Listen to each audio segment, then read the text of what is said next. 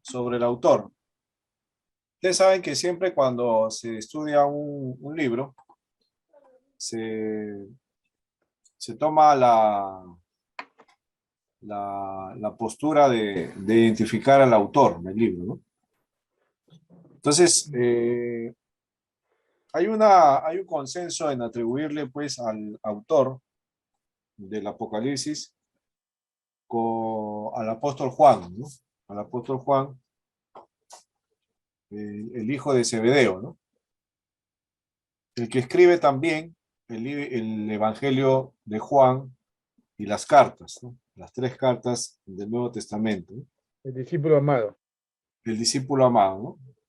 Ah, ¿por qué hay este consenso? Primero, por la evidencia externa, ¿no? Los padres de la iglesia, desde muy temprano,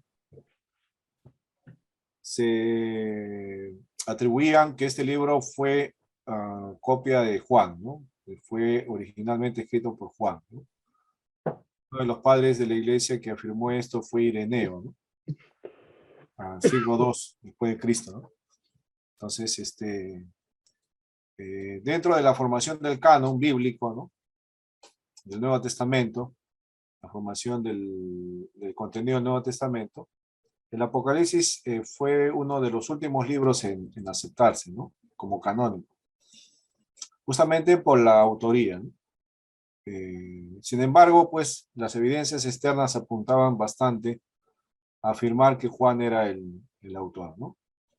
Y llegó en un consenso, Eusebio también, Eusebio de Cesarea, él consideraba, ¿no? Y afirmaba que Juan era el escritor de Apocalipsis, ¿no? Bueno, de ahí, en la formación del canon, siglo IV, más o menos final del siglo IV, ya se aceptó Apocalipsis dentro del canon y también con el autor, ¿no? Ahora, la evidencia interna también aporta mucho, ¿no? La evidencia interna aporta mucho sobre los términos teológicos que se usan ahí, ¿no? Por ejemplo, un término preferido del apóstol Juan en el Evangelio de Juan es llamar a Jesús como Logos, ¿no? A Cristo como el Logos, como la palabra, ¿no? Y también en el Apocalipsis vamos a ver ese mismo término teológico, ¿no? Y otros más, ¿no? Entonces, en cuanto a la teología, eh, digamos que hay mucha relación entre el Evangelio de Juan y el Apocalipsis, ¿no? Entonces, por ahí la evidencia interna también apunta a que es el mismo escritor, ¿no? Como siempre hay retractores, pues, ¿no? Siempre hay algunos opositores, algunos cuestionadores, ¿no? Algunos que se oponen, ¿no? Siempre hay eso, ¿no? Entonces, con el libro de Apocalipsis también sucede lo mismo. Y la observación que hacen no es tanto por los términos teológicos, sino por el estilo del griego en el cual se escribe, ¿no? Consideran que el griego del Apocalipsis es el estilo literario, es diferente al Evangelio de Juan, ¿no? Entonces, ¿cómo puede ser posible que el mismo autor cambie su estilo literario, ¿no? Use uno para el Evangelio y use otro para el Apocalipsis, ¿no? Por ahí que quieren desacreditar al autor, ¿no? Y consideran que el autor no fue el apóstol Juan, sino fue un cristiano, siglo último, siglo I, a final del siglo I, que se llamaba Juan, ¿no? Un anciano de la iglesia de Éfeso que se llamaba Juan. Eh, pero bueno, eso no ha tenido mucha acogida, pero ahí está, ¿no? Por si acaso ustedes puedan leer en algún momento eso, ¿no? El mayor peso cae para el apóstol Juan, ¿no? La fecha probable de la escritura de este libro fue en el gobierno del emperador Domiciano, ¿no? Del emperador Domiciano, entre los años 81 y 96 después de Cristo, ¿no? Entonces, en ese periodo de tiempo, ¿no? Se le puede colocar al Apocalipsis, ¿no? En el tiempo que Domiciano estaba como emperador romano y que había desatado una persecución en contra de la iglesia, ¿no? Y por tal motivo, Juan estaba justamente desterrado en la isla de Patmos por causa del Evangelio, ¿no? era uno de los que habían sido desterrados por causa del Evangelio, ¿no? Entonces, por ahí se ubica la fecha del Apocalipsis, ¿no? Casi final del siglo I, 81, 96 después de Cristo, ¿no? Algunos estudiosos lo consideran más al Apocalipsis casi al final, ¿no? 90, 96 después de Cristo, después de Cristo, ¿no? Es la fecha más tentativa, ¿no? 90, 96, ¿no? Considerando que el apóstol Juan vivió hasta casi final del siglo I, ¿no? Casi en el ocaso de su vida, Juan recibe la visión, ¿no? Antes de morir, ¿no? Juan. Ahora, las circunstancias que dieron origen al libro, ¿no? Las circunstancias que dan origen al libro, fueron circunstancias difíciles para el tiempo de la iglesia, del primer siglo, ¿no? Fueron momentos bastante tensos. Se habían desatado ya la persecución a la iglesia, ¿no? Dentro de los historiadores, ¿no? Sobre el tema de la iglesia, casi la mayoría concuerda en afirmar que hubieron 10 persecuciones fuertes a la iglesia cristiana, ¿no? 10 persecuciones fuertes. La primera persecución la desarrolló Nerón en el año 64, ¿no? Pero la persecución de Nerón fue una persecución más local, ¿no? No fue muy generalizada en el imperio, ¿no? Nerón se abocó más a perseguir a los cristianos en Roma, ¿no? Y alrededor, ¿no? Entonces fue una persecución local, ¿no? Pero fue bastante intensa, cruel, ¿no? La persecución de Nerón, sanguinaria, ¿no? Murieron miles de cristianos en esa persecución, ¿no? Luego, en el año 95, empieza la persecución de Domiciano, justamente en el tiempo de Juan, ¿no? Por eso es que algunos consideran el Evangelio de Juan casi en ese tiempo, ¿no? Domiciano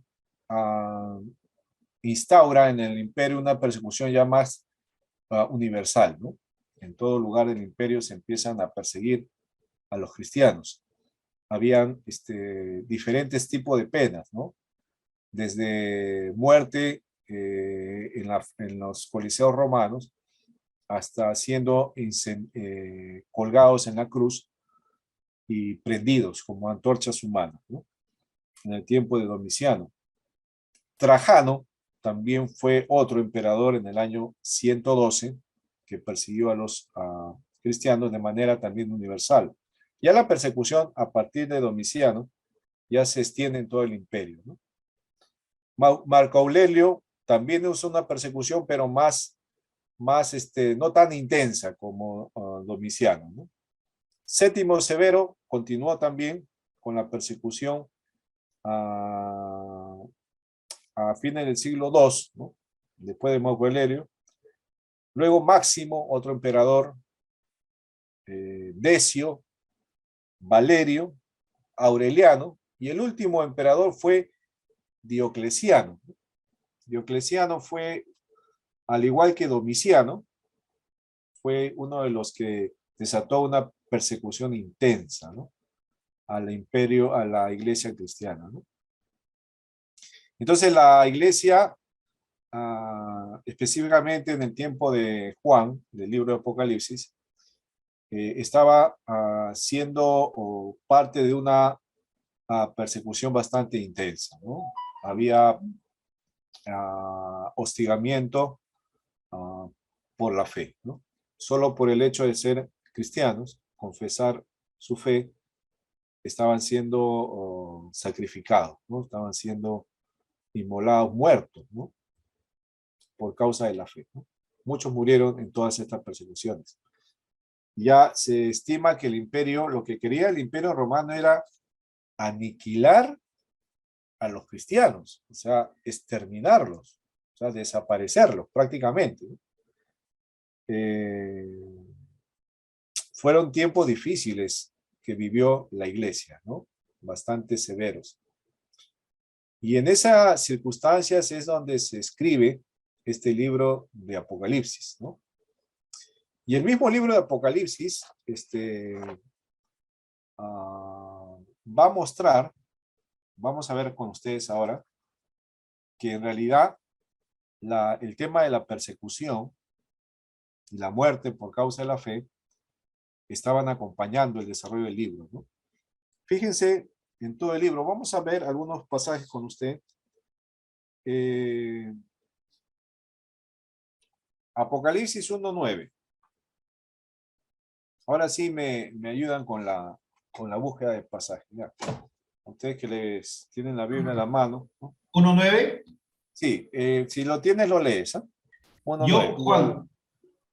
Yo, Juan, vuestro hermano, y compartícipe vuestro en la tribulación, en el reino y en la paciencia de Jesucristo, estaba en la isla llamada Patmos, por causa de la palabra de Dios y el testimonio de Jesucristo. Ya. Primera mención del acoso a los cristianos, ¿no? Juan mismo está declarando que la razón por la cual está ahí es por causa de la fe, ¿no? Él está ahí siendo preso en una isla por causa de la fe, ¿no? Primera mención que hace el Apocalipsis del hostigamiento a la iglesia, ¿no? Específicamente a Juan, ¿no? Capítulo 2, versículo 3. Ya yo lo leo. Dice, capítulo 2, versículo 3. Y has sufrido, y has tenido paciencia, y has trabajado arduamente por amor de mi nombre, y no has desmayado. Ya, la iglesia de Éfeso, ¿no? ¿Qué le dice? Esa iglesia ha sufrido. Éfeso, la iglesia en Éfeso ha sufrido, ¿no? Y no ha desmayado. O sea, hay una indicación del sufrimiento de la iglesia, ¿no? No se menciona el motivo, pero es una iglesia que sufre, ¿no? Ahí está, ¿no? Otro pasaje, ¿no?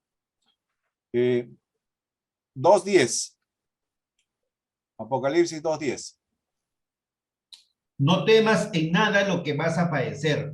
He aquí, el diablo echará a algunas de vosotros en la cárcel, para que seáis probados y tendréis tribulación por 10 días. Y sé fiel hasta la muerte, y yo te daré la corona de la vida. 10 días de tribulación, ¿no? O sea, ya hay ahí un hostigamiento a la iglesia, ¿eh? 10 días de tribulación, ¿no? 2:13, otro que lea el 2:13.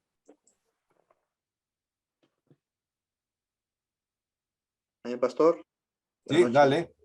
Yo conozco tus obras y donde moras, donde está el trono de Satanás, pero retienes mi nombre y no has negado mi fe, ni aun en los días en que Antipas, mi testigo fiel, fue muerto entre vosotros, donde mora Satanás. Hay un muerto ya, ¿no? Hay un muerto ahí que se menciona en el versículo 13, ¿no? Entonces se da cuenta cómo la persecución va en intensidad, ¿no? Primero Juan está desterrado, la iglesia sufre, hay una prueba de 10 días, ¿no? Ahora hay un muerto, y hay un muerto. Ahora fíjese lo que vemos en el capítulo 6, versículo 10. Versículo 9, 6:9.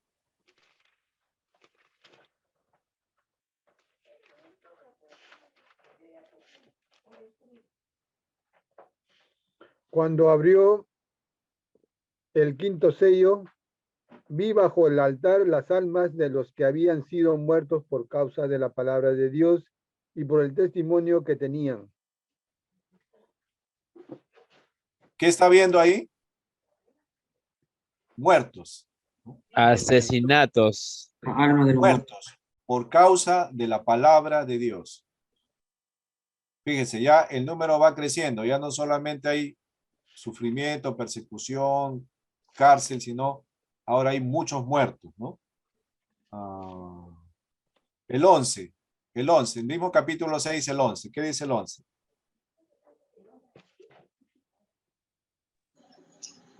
Y se les dieron vestiduras blancas y se les dijo que descansasen todavía un poco de tiempo hasta que se completara el número de sus consiervos y sus hermanos que también habían de ser muertos como ellos.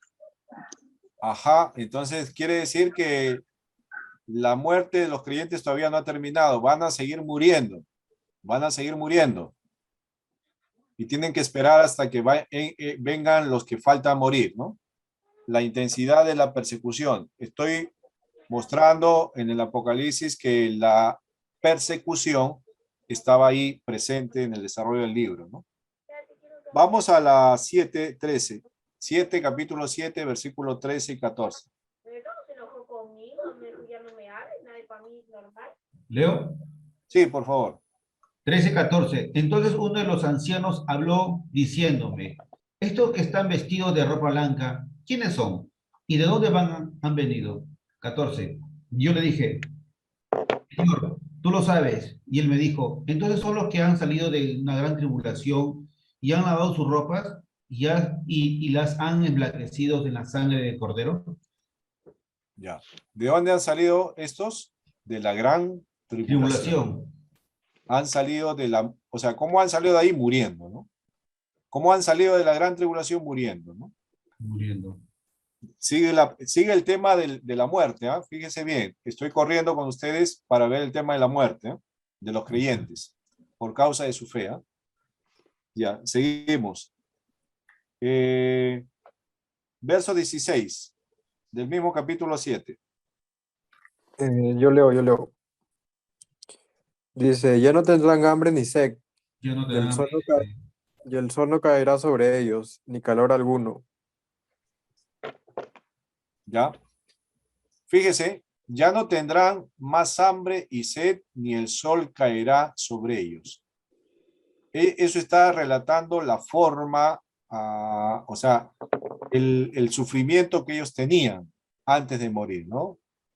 Estaban saliendo de ese sufrimiento por hambre, muertos de hambre, o por fatiga, o por situaciones que afectaban su cuerpo en su salud, ¿no? Por causa del Evangelio, ¿no? Ahora, vamos al capítulo, vamos a avanzar hasta el capítulo 12, ¿ya? Vamos a aceptar unos cuantos, porque en cada capítulo vamos a ver, ¿eh? Pero quiero avanzar hasta el capítulo 12, verso 10 y 12. 10 al 12. Lo leo, pastor. Por favor. Dice, entonces oí una gran voz en el cielo que decía, ahora ha venido la salvación, el poder y el reino de nuestro Dios, la autoridad de su Cristo, porque ha sido lanzado fuera el acusador de nuestros hermanos, el que los acusaba delante de nuestro Dios día y noche. Hasta el 12. Y ellos le han vencido por medio de la sangre del Cordero y de la palabra del testimonio de ellos, y menospreciaron sus vidas hasta la muerte. Por lo cual alegraos, cielos, y los que moráis en ellos. Ay de los moradores de la tierra y del mar, porque el diablo ha descendido a vosotros con gran ira, sabiendo que tiene poco tiempo. Ya, entonces ellos han salido y han ofrendado su vida, ¿no? Han sacrificado su vida por el Cordero, ¿no? Muerte, ¿eh? Y hay una persecución ahora contra los que quedan en la tierra, ¿no? Hay persecución, ¿no? Vamos a ver uno más, ¿ya?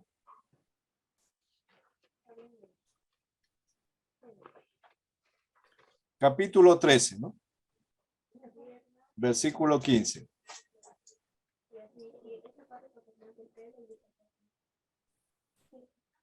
Se permitió difundir al viento y la imagen. Lo leo, señor pastor. Lo leo. Sí, sí.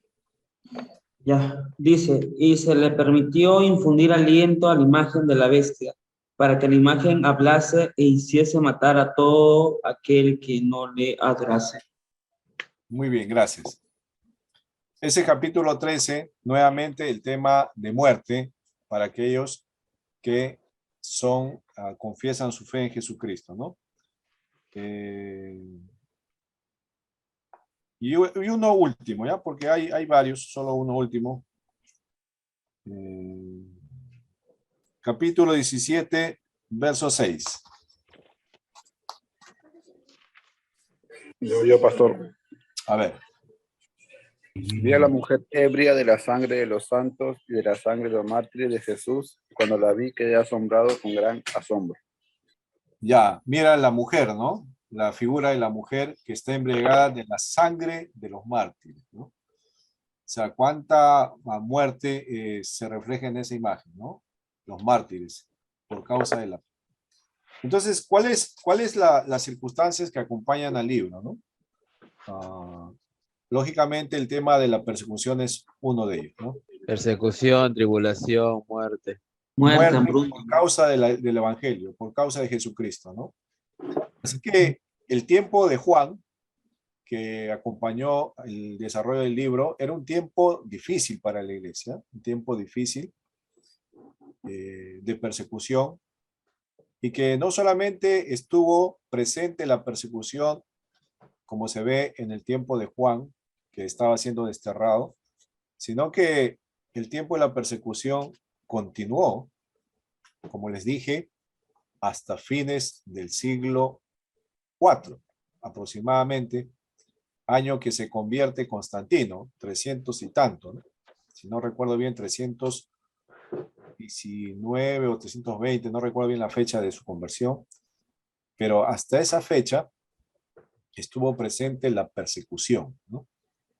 De la iglesia, iniciando en el tiempo de Nerón, ¿no? Como ya indicamos, ¿no? Año 64 hasta el año 320 y tantos, ¿no? Mire cuántos años la iglesia estuvo sufriendo, ¿no? La persecución. Fíjense cuánto tiempo, ¿ya? Y en ese contexto, Escucho, pero no puede hablar. en ese contexto se da el libro de Apocalipsis. Ahora, esto no es raro, porque en la apocalíptica judía del Antiguo Testamento, cuando los profetas, cuando el pueblo estaba en tiempos de tribulación y sufrimiento, aparecían este tipo de escritos, ¿no? Así que cada vez que el pueblo de Dios estaba experimentando situaciones de presión, hostigamiento, muerte, persecución, tiempos difíciles, ¿no? Aparecía este escrito, estas visiones, ¿no? Lo mismo ocurre acá, tiempo donde está empezando el hostigamiento, la persecución, el sufrimiento de la iglesia, ¿no? Y eso que está empezando, recuerda que la persecución y el hostigamiento de la iglesia está empezando con intensidad en el tiempo de Juan, pero no acaba ahí, ahí está iniciando y va a continuar hasta el año 300 y tantos, 320 y tantos. O sea, lo que está haciendo Juan, o lo que está haciendo el Señor, revelándose a Juan, es traer un mensaje. Y ahí viene el propósito del libro, ¿no? ¿Cuál es el propósito del libro, no? ¿Por qué se escribió Apocalipsis, no? ¿Para qué, no? ¿Cuál es la intención del Señor al revelar esto, no? Es traer esperanza a la iglesia en un tiempo de sufrimiento y darles la seguridad de que al final tendrán la victoria. Y ese es el mensaje siempre característico de un mensaje apocalíptico, ya sea en la literatura del Antiguo Testamento o en esta literatura del Nuevo Testamento, del libro Apocalipsis, ¿no? Entonces, traer esperanza a la iglesia en un tiempo de sufrimiento, dándoles la seguridad de que al final tendrán la victoria, ¿no? Ese es el propósito del libro, ¿no? El propósito principal, ¿no? Del libro, ¿no? Entonces es un libro que trae esperanza y trae la seguridad de que nuestras vidas están en manos de Dios. Ahora, fíjate por qué el propósito del libro es este, ¿ya? Es fácil de identificarlo en el mismo libro. Ya saben que el mismo libro les va a dar el propósito, ¿no? Permítame ir al mismo libro Apocalipsis. ¿Ya?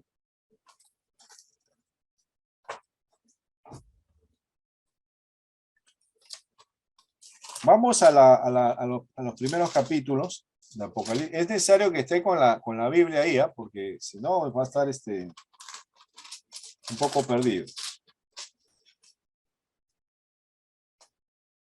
La primera parte, los primeros capítulos, están dando el mensaje de las 7 iglesias, la revelación de Jesucristo, ¿no? La visión del Hijo de Dios. Juan está viendo esa visión. Y en el capítulo, luego del mensaje de las 7 iglesias, ¿no? Que está en los 3 primeros capítulos, Juan va a ser llevado, fíjese, en el capítulo 4. Estoy en el capítulo 4. Vamos a leer lo que dice el capítulo 4, ¿no? Para entender un poco el propósito, ¿ya? Por favor, alguien que me pueda leer del capítulo 4, verso 1 y 2. Amén, pastor. A ver, hermano. Después de esto miré, y he aquí una puerta abierta en el cielo, y la primera voz que oí, como de trompeta, hablando conmigo, dijo: sube acá, y yo te mostraré las cosas que sucederán después de estas. Y al instante yo estaba en el espíritu, y he aquí un trono establecido en el cielo, y en el trono uno sentado. Muy bien, hasta ahí.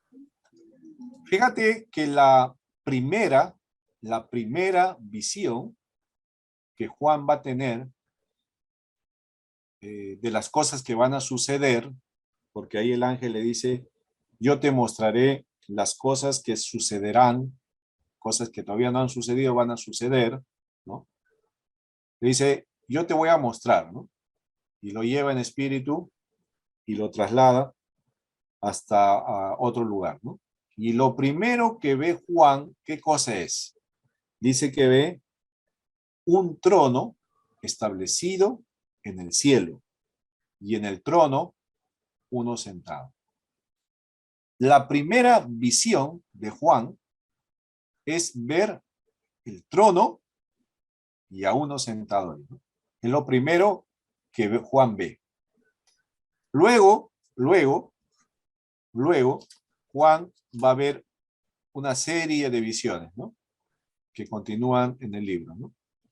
Pero lo primero que Dios quiere que vea Juan, ¿qué cosa es?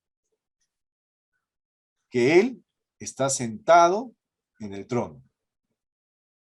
Lo primero, antes de mostrarle las tribulaciones que van a venir, los juicios que van a venir y todo lo que va a acontecer, le dice Juan: antes de que tú veas esto, quiero que veas algo, que yo estoy sentado en el trono. ¿Qué mensaje le está dando Dios a Juan? Le está diciendo que no tenga miedo, que no tenga temor, porque hay uno que está en control de todo lo que está pasando.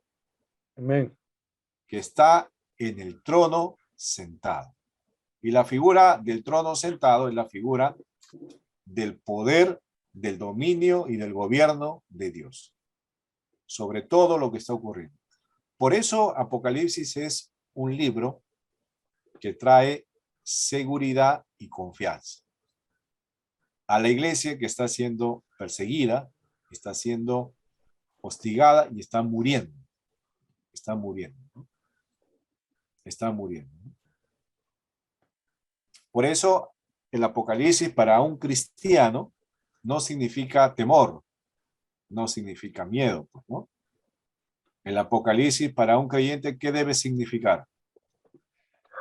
Debe significar Una esperanza, seguridad, esperanza, seguridad. seguridad, esperanza, confianza Y la meta. y Y estar la seguro seguridad, de que la Dios seguridad está, de una victoria. la seguridad de una victoria, ¿no?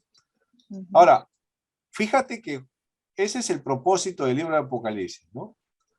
Pero adicionalmente, ¿no? Luego vamos a ir revisando una por una de las cartas que se escribe a las 7 iglesias, ¿no? Hay una palabra clave en el libro, hay varias palabras claves que vamos a ver, pero hay una de ellas que tiene que ver con el propósito del libro, ¿no? Una palabra que se repite una y otra vez en varios pasajes es la palabra al que venciere.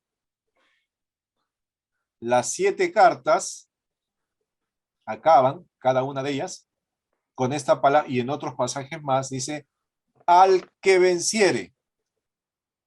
Le haré esto, le haré esto, le haré esto, llegará esto, alcanzará esto, ¿no? Cuando Juan le pregunta y ve a aquellos que han salido de la gran tribulación, ¿no? Y le pregunta, ¿y quiénes son ellos? Dice, ¿no? Y el ángel le dice, estos son los que han vencido, ¿no? Entonces hay una palabra clave para ver el propósito del libro, ¿no? ¿Y quién es ese vencedor? ¿Quién es ese vencedor al cual se refiere el apóstol Juan en la visión, ¿no? ¿Quién es ese vencedor? ¿Quién es el que vence? Es el que muere por Cristo. Ese es el campeón, el victorioso, el que ha ganado. En el libro de Apocalipsis, ese es el campeón, el ganador. El vencedor, ¿quién es? El que llegó a dar su vida, hasta su vida, por causa del evangelio. Ese es el vencedor. Interesante, ¿no? Interesante porque el apóstol Juan está viendo lo que le va a pasar a la iglesia, porque ya acuérdense que la persecución recién está empezando con Domiciano de una manera intensa y universal, ¿no? Recién va a empezar la persecución fuerte. Nerón fue una persecución local, pero cuando Domiciano está empezando ya, los 9 emperadores restantes van a continuar. Así que lo que le viene a la iglesia es algo fuerte. ¿Cuál es? Una persecución severa. ¿Y cómo va a preparar a la iglesia, no? ¿Cómo va a preparar la iglesia para enfrentar esa persecución? Primero le dice, no tengas miedo. Yo estoy sentado en el trono. Y no tengas miedo de morir, le dice. Porque la muerte significa triunfo, victoria, ¿no? Y es la forma como la iglesia venció, ¿no? Interesante el mensaje de Apocalipsis, ¿no? ¿Cómo se pudo vencer en el Apocalipsis? Muriendo. Muriendo por causa del Evangelio, por causa de Jesucristo, ¿no? Así que la iglesia estaba siendo preparada con este libro, precioso libro, para que pueda enfrentar lo que iba a venir, con esperanza y con valor. Con esperanza, con valor y con la seguridad de que Cristo, que Dios está sentado en su trono. Entonces, el propósito del libro va en ese sentido, ¿ya? Para un cristiano le trae mucha seguridad, confianza y valentía, ¿no? Lógicamente, para el inconverso, ¿qué le produce, no? Miedo, temor, angustia, ¿no? Incertidumbre de lo que pueda pasar, ¿no? Inseguridad. Pero para el creyente no, ¿no? Entonces, un mensaje pertinente para hoy es ese, ¿no? Si bien es cierto, no estamos en la persecución que enfrentó la iglesia en los tiempos de Roma, ¿no? Sin embargo, hay otro tipo de cosas, ¿no? Que acompañan a la iglesia hoy, ¿no? Y que el mensaje de Apocalipsis sigue siendo pertinente, ¿no? El mensaje de Apocalipsis sigue siendo pertinente hasta hoy, ¿no? Y no solamente viéndolo desde una perspectiva futurista, ¿no? Si queremos interpretar de una manera futurista, ¿no? No, sino de una manera historicista lo podemos poner, ¿no? Los eventos que acompañan a la historia, ¿no? Y desde ahí traer un mensaje pertinente a la iglesia, ¿no? Enfocado desde una interpretación historicista, ¿no? Por eso le digo que hay que saber cómo usar las escuelas de interpretación también, ¿no? Cómo poderlas encajar, ¿no? Porque si solamente usted trae el propósito del libro para lo que va a venir al final, ¿no? Usted interpreta el Apocalipsis considerando que son cosas que van a pasar más allá, todavía no pasan, va a pasar en algún momento. Entonces no hay mensaje para nosotros hoy, pues, ¿no? No hay mensaje para nosotros hoy, ¿no? El mensaje será para cuando estemos en ese momento, pues, ¿no?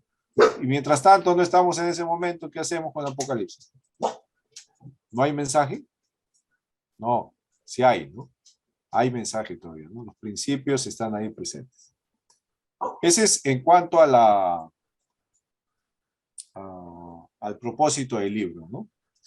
Ahora, fíjese un detalle más en el libro de Apocalipsis, ¿no? Una de las figuras que mencioné ahí, ¿no? Que está presente, ¿no? Es el trono de Dios, ¿no? El trono de Dios es infaltable, ¿no? Ahora, otro de los escenarios que acompaña el desarrollo del Apocalipsis, ¿no?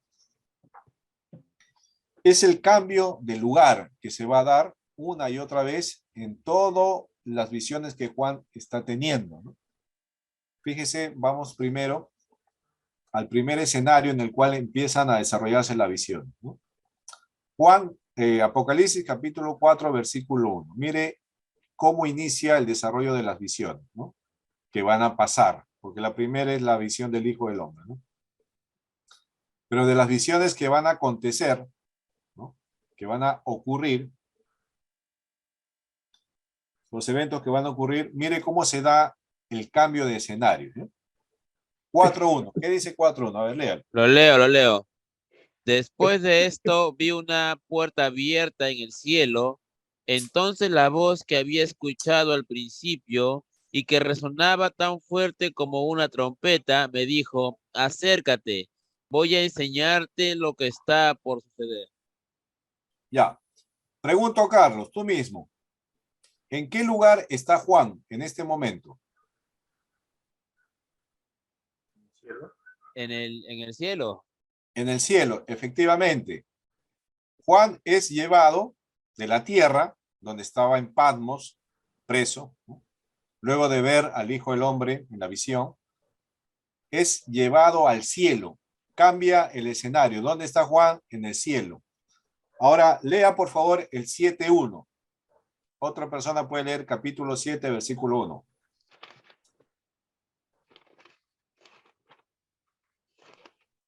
Después de esto vi 4 ángeles en pie sobre los 4 ángulos de la tierra que detenían los 4 vientos de la tierra para que no soplase viento alguno sobre la tierra, ni sobre el mar, ni sobre ningún árbol. Gracias. Ahora, ¿dónde está Juan? La tierra.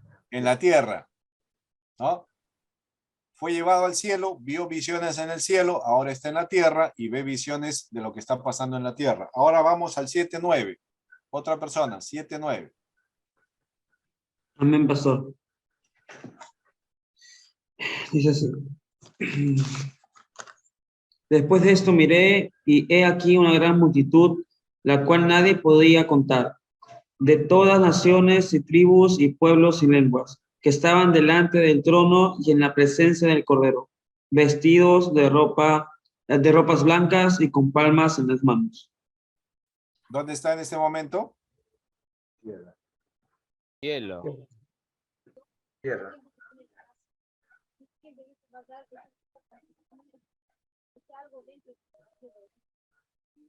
Tú mismo, Alexis, ¿dónde está? ¿En la tierra, pastor? No, está en el cielo, trono de cielo. Dios. En el cielo, en el Cordero, delante de la presencia del Cordero. Están en el trono de Dios, donde está el Cordero. En la primera visión, Juan fue llevado al cielo y vio el trono de Dios.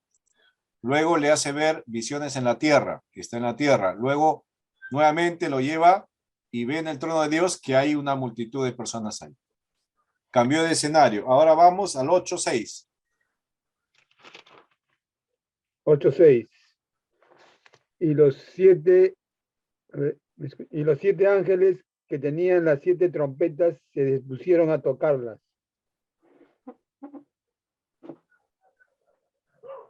¿Dónde está? También en el cielo. 11.1.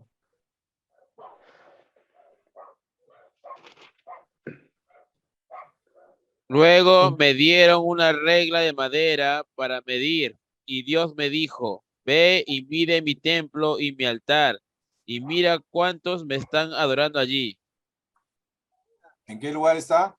en la tierra, Cielo. en el cielo.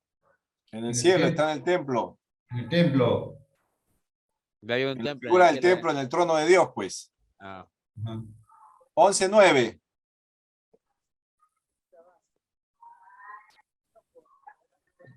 Y lo de los pueblos, tribus y lenguas y naciones verán sus cadáveres por 3 días y medio y no permitirán que sean sepultados. ¿Dónde están? En tierra. En la tierra. Tierra, pastor, tierra. 11:15.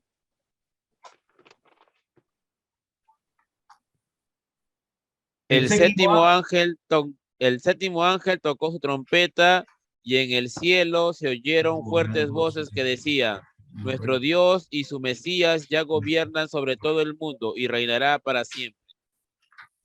¿Qué escenario es? El cielo. Cielo. Cielo. Y uno último. Apocalipsis 13:1. Me paré sobre la arena del mar y vi subir del mar una bestia que tenía 7 cabezas y 10 cuernos, y en sus cuernos 10 diademas, y sobre sus cabezas un nombre blasfemo. Está en la tierra. ¿Dónde está? En la tierra. En la tierra, pero en el mar. Ya está. Muy bien. Hasta ahí nomás. A O sea ver. que descendía y ascendía, descendía y ascendía. Hay dos escenarios importantes en el desarrollo de las visiones. ¿Ya? Visiones que ocurren en el cielo y visiones que ocurren en la tierra. La tierra. Juan está como tipo ascensor, sube, baja, ¿no? Está mirando lo que está ocurriendo en el cielo y lo que está ocurriendo en la tierra. Eso tiene que ver con el propósito del libro. Vuelvo al tema del propósito del libro, ¿no?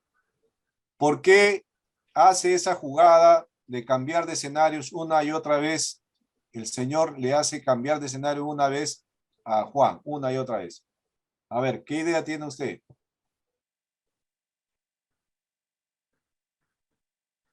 Será para mostrarle que los acontecimientos que pasan en la tierra tienen alguna relación con lo que va a suceder en el cielo. Espera. Bueno, hay algo, pero no, va por otro lado. ¿Qué cosa hay en el cielo? Hay tronos, hay ángeles. El trono. La primera Templo. visión que tuvo, ¿qué fue? La primera visión que tuvo, ¿cuál fue? Un trono. El trono de El Dios. trono de Dios. Ujú.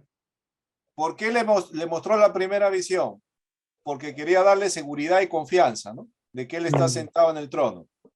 Ujú. Y que sabe lo que está pasando en la iglesia, pero que no tenga miedo porque él está en control de todo. Pero él maneja todo. Ahora, va pasando cosas en la tierra, Juan ve lo que está pasando, pero ahora lo lleva nuevamente al cielo y le dice: Juan, mira.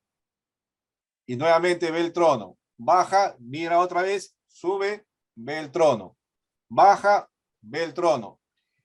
Y permanentemente durante todo el desarrollo del Apocalipsis, Juan va a estar viendo el trono de Dios en cada sección, en cada evento que está ocurriendo en la tierra. Juan vuelve a ver el trono de Dios, vuelve a ver el trono de Dios, vuelve a ver el trono de Dios, hasta el final del capítulo 20 que ve el gran trono blanco. ¿Cuál es ese mensaje de parte de Dios? La intención de mostrar las visiones a Juan en el cielo. Bueno, en todo para tiempo, mí, pase lo que pase, está claro. siempre. Ajá. En todos los acontecimientos que iban a suceder en la tierra, sobre todo Dios siempre iba a estar ahí, él siempre iba a intervenir. Claro, o sea, no iba el poder de Dios, su poderío, su potestad no iba a pasar, iba a permanecer. Excelente, fíjese. En todo tiempo. Ese es el propósito, ¿eh? O sea, cuando usted lee Apocalipsis, tiene que darse cuenta de un detalle. Propósito del libro. Dios está sentado en el trono. No. En Ya, control. ahora Sí. que leamos nuevamente Apocalipsis, ya lo vamos a ver de esa manera, pastor. Claro, y lo vamos a poder entender de la mejor forma. Ah, Ahora fíjate, Dios sentado en el trono. Desastres en la tierra, porque empiezan, luego vamos a analizar cada uno de esos Pastor, eventos. Sí, dígame. estaba viendo el tema que, de verdad, estaba diciéndole a Juan el propósito, digamos, lo que va a suceder, que tengan confianza, ¿no? Que él tiene el control de todo esto, lo que puede suceder, de la visión que le ha dado, y que probablemente esto va a suceder, ¿no? Se está viendo reveladas las cosas, me imagino, ¿no? Y que le está demostrando a que vamos a sufrir quizás, ¿no? En este colapso, lo que va a suceder. Pero que no tengamos miedo porque estamos con él y él toma el control, ¿no? Algo así. Así es.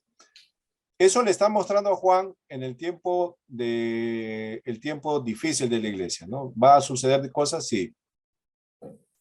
Aplicación para hoy. Vamos a contextualizarlo ahora, año 2022, ¿no? César está mostrando, ¿no? Está dirigiéndonos por ahí, ¿no? escuela futurista. Está dirigiéndonos para hoy, ¿no? Entonces, ¿qué relevancia tiene ese mensaje de Apocalipsis para hoy, para nosotros, ¿no? Quizás usted o alguien está sufriendo pues su apocalipsis, ¿no? Su tribulación, sus eventos desagradables en la tierra, ¿no? Puede que sea, ¿no? Que esté probándose su fe en diferentes formas, está viviendo su apocalipsis, ¿no? ¿Qué seguridad le da este libro? De que a pesar que las pruebas vengan, las Pongamos la dificultades vengan, confianza en Dios. Dios está ahí. Dios está con nosotros siempre, pastor. que Dios está sentado en su trono y tiene el control de todo lo que le va a ocurrir a usted en la tierra. Así como Juan ve que Dios tiene el control de todo lo que está ocurriendo en la tierra, no se le escapa ningún detalle, y tiene control de todo lo que está ocurriendo, y sabe hacia dónde va y cómo va a terminar, y le dice: Juan, no te preocupes porque yo sé todo lo que está pasando, nada se me escapa. Y le dice que al final de esto va a haber algo grandioso, y es lo que se figura en el capítulo 21-22, ¿no? Igual forma, hoy sabemos que detrás de todo lo que puede ocurrir en la tierra o nos puede ocurrir a nosotros, al final hay un final de gloria, de esperanza, de victoria. Pastor, ¿me escucha? Sí, adelante, adelante. Bueno, no tenía audio, pastor, por eso que recién me activa. Disculpe. Ya, dígame.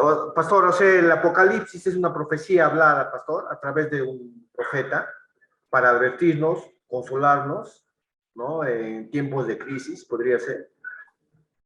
Efectivamente, en tiempos de crisis, tiempos de sufrimiento de la iglesia, ¿no? En su conjunto, podríamos aplicarlo en su conjunto como cuerpo de Cristo, como iglesia, pero también como creyente, de forma individual, ¿no? De forma individual también, cada uno tiene sus tiempos difíciles, pues, ¿no? El Apocalipsis es una lectura para los tiempos difíciles, ¿no? Que nos puede ayudar, ¿sí?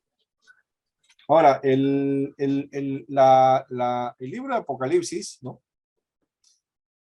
Algunos han considerado que tiene el formato de una epístola, ¿no? Como las epístolas del Nuevo Testamento, ¿no? Porque tiene una presentación, la estructura del libro, ¿no? Se da algunos elementos que podrían indicarnos que puede ser una epístola, ¿no? Ustedes creo que llevaron el módulo pasado los géneros literarios, si no me equivoco, el pastor Antonio me está diciendo que ya les dio alguna referencia sobre los géneros literarios, o no. A ver. Sí, pastor.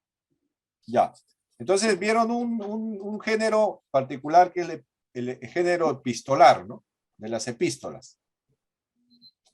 ¿Recuerdan eso o no? Epistolar. Los géneros literarios, ¿cuáles son? Claro, hemos con Pastor Antonio el ciclo pasado hemos visto los libros poéticos, ¿no? Y hemos diferenciado, pues, el género narrativo con el poético, ¿no? Ah, ya, han comparado más con poético, ¿no? Sí. Ya. Las figuras Bueno, literarias, pastor. las figuras literarias también, ¿no? Ya, muy bien. Claro, las figuras literarias. Dentro de los Los símiles. escritos bíblicos hay también otros géneros, ¿no? No solamente son narrativos y poéticos, ¿no? Hay el género epistolar, Epístola. No, que incluye No, las no. epístolas, pues, ¿no? Las epístolas. Ajá. Apóstol. Las epístolas del Nuevo Testamento, ¿no?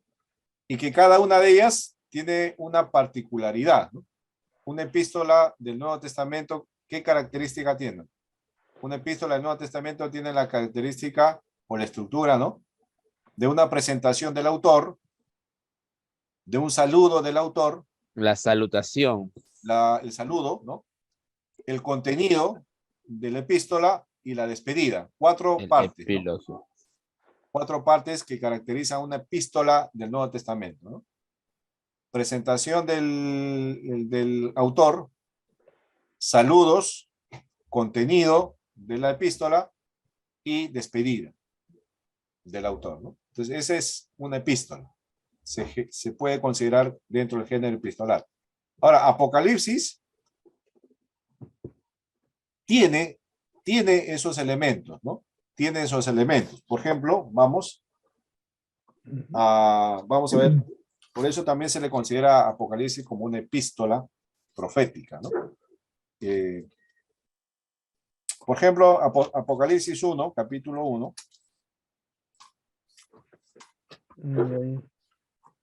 Saluda a las 7 iglesias. Dice la revelación de Jesucristo, ¿no? Capítulo 1, que Dios le dio para manifestar a su siervo las cosas que deben suceder pronto y las declaró enviándola por medio de su ángel a su siervo Juan, ¿no? Hace la presentación de la carta y luego en el capítulo 4, perdón, en el versículo 4, 1:4 dice Juan a las 7 iglesias que están en Asia, gracia, la salutación, saludo, ¿no? No sé si se da cuenta, ¿no? En la primera parte se describe el autor, Juan, ¿no? La revelación se la dio Juan. Juan es el que va a escribir. Luego, capítulo 4, viene la salutación, ¿no? Juan a las 7 iglesias, ¿no? Y empieza el desarrollo de la carta. Y terminamos al final, ¿no? Todo el desarrollo, el contenido de lo que escribe Juan. Y al final, en el último capítulo, hay dos despedidas o dos epílogos, ¿no? Uno de Cristo, como el que está dando la visión, y el otro es de Juan, ¿no? En el verso 8, ¿no? Del capítulo 22, ¿no? Dice, yo, capítulo 22, verso 8, dice, yo, Juan, soy el que oyó y vio estas cosas. Y después de la que hube oído y visto, me postré para adorar a los pies del ángel que me mostraba estas cosas. Pero él me dijo, mira, no lo hagas, porque yo soy consiervo tuyo, de tus hermanos los profetas, y de los que guardan las palabras de este libro. Adora a Dios. Y me dijo, no selles las palabras de la profecía de este libro, porque el tiempo está cerca. El que es injusto sea injusto todavía, y el que es inmundo sea inmundo todavía, y el que es justo practique la justicia todavía, y el que es santo santifíquese todavía. Y ahí luego empieza ya la palabra del Señor, ¿no?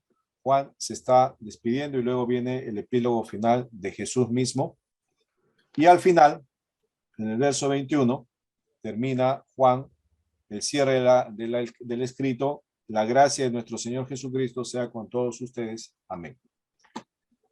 Entonces, Apocalipsis también se puede considerar como una epístola de carácter profético. También se le puede considerar, así también se le considera, ¿no?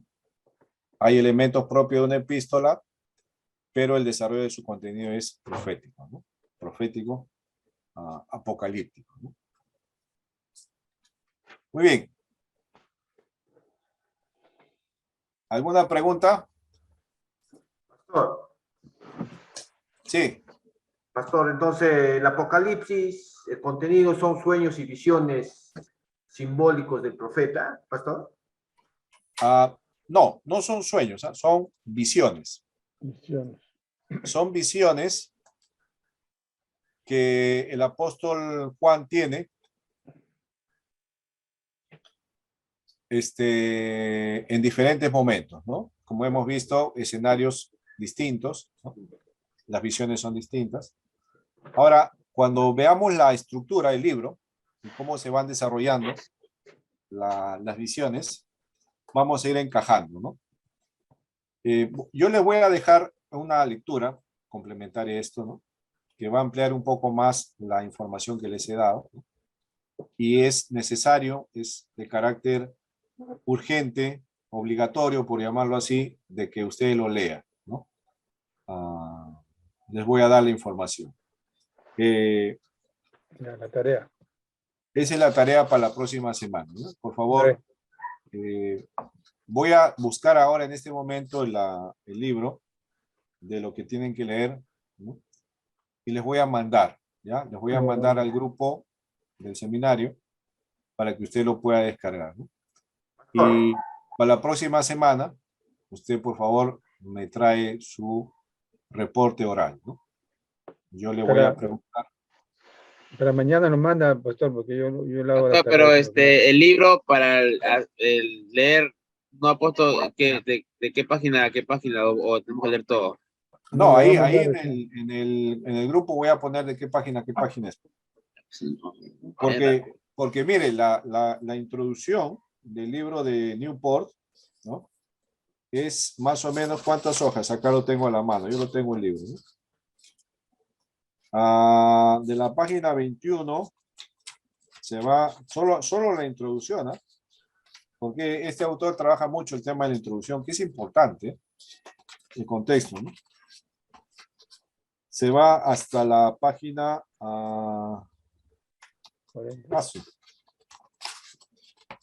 gran parte de su libro es pura introducción, ¿no? Se va hasta la página 40.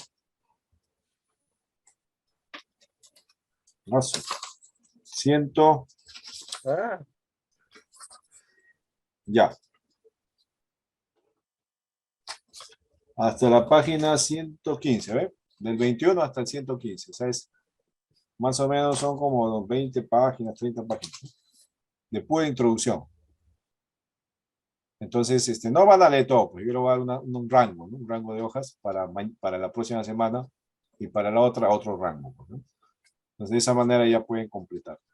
Ahora, ¿por qué es importante esto, hermanos? O sea, usted está preparándose para enseñar, ¿no? Yo